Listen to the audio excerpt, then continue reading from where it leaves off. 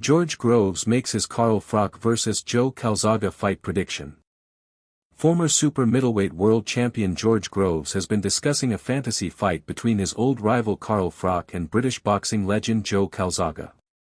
Calzaghe famously went his entire career unbeaten, becoming the division's longest reigning world champion in history before then moving up to also claim belts at light heavyweight. The Welshman beat the likes of Bernard Hopkins, Roy Jones Jr. and Jeff Lacey and earned his place in the International Boxing Hall of Fame more than a decade ago. For a short while, his career overlapped with the young Froch, whose championship campaign included wins over Mikkel Kessler, Jermaine Taylor and Lucian Bute as well as, most famously, a pair of victories over Groves. One was controversial, one was much more conclusive, and both contests secured his place in the history books and Hall of Fame.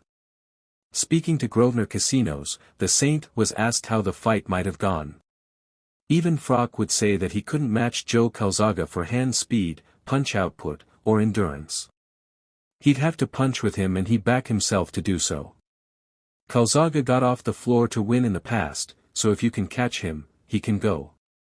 Also, Froch is an underrated boxer, he had a very good, long jab and he was awkward with his hands low.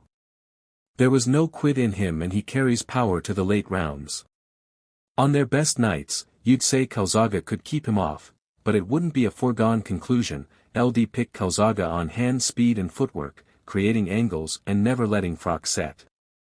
Calzaghe's former promoter Frank Warren is of the same view that it would be the Welshman who came out on top in this one.